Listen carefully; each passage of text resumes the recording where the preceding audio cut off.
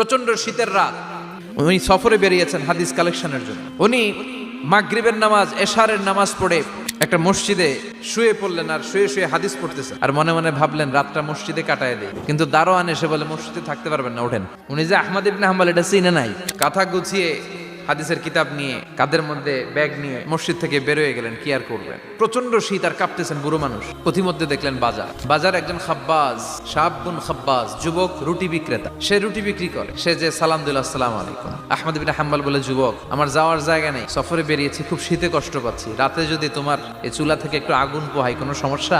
যুবক বলে, না না সমস্যা না, আহলান ওয়া সাহলান, বসে আমদের আসেন আসেন, আপনি আগুন পোহাইলে আমার সমস্যা কি? আল্লাহ শুকরিয়া করে উনি বসলেন আর আগুন পোহাচ্ছেন। আর খেয়াল করলেন যুবক রুটি বানায় আর পরে আস্তাগফিরুল্লাহ, রুটির দলা বানায় পরে আস্তাগফিরুল্লাহ, খামির বানায় আর পরে আস্তাগফিরুল্লাহ, খালি এইটাই পড়তেছে। ইমাম আহমদ ইবনে হাম্বল তো অবাক, কিরে এটা আবার কেমন যুবক, খালি আস্তাগফিরুল্লাহ। উনি প্রশ্ন করলেন, যুবক ঘটনা কি? আসার পর থেকেই তোমার দেখতেছি তুমি রুটি বানাও, রুটি বিক্রি করো আর পড়ো আস্তাগফিরুল্লাহ।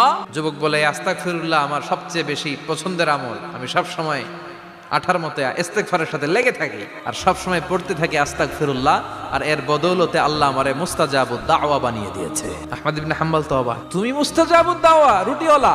আমি এত বছর হাদিস পড়াই, আমিও তো মুস্তাজাবুদ দাওয়া না, তুমি দোয়া করলেই সব কবুল হয়ে যায়? যুবক বলে, না আনা মুস্তাজাবুদ দাওয়া, আমি আমার জীবনে যত দোয়া করেছি কবুল করে নিয়েছে কে? সব দোয়া কবুল করে নিয়েছে আল্লাহ, একটা দোয়া ছাড়া। কি সেই দোয়া?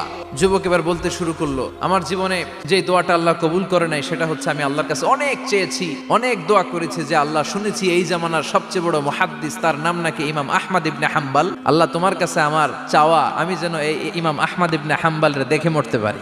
আহমদ ইবনে হাম্বল আবেগপ্রবণ হয়ে গেলেন, চোখের পানি ছেড়ে দিলেন, বললেন, যুবক তোমার এই দোয়াটাও কবুল হয়ে গিয়েছে, আহমদ ইবনে হাম্বল তোমার দরবারে ছুটে এসেছে। যুবক চোখের পানি ছেড়ে দেয়। যুবক চিৎকার মেরে ইমাম আহমদ ইবনে হাম্বলকে জড়িয়ে ধরে, হাতে হাত রেখে মুসাফা করে, কপালের মধ্যে চুমু খায়, আর আল্লাহর শুকরিয়া করে বলে, ও ইমাম, আসলে এই দোয়াটাও আল্লাহ আজকে কবুল করে নিল।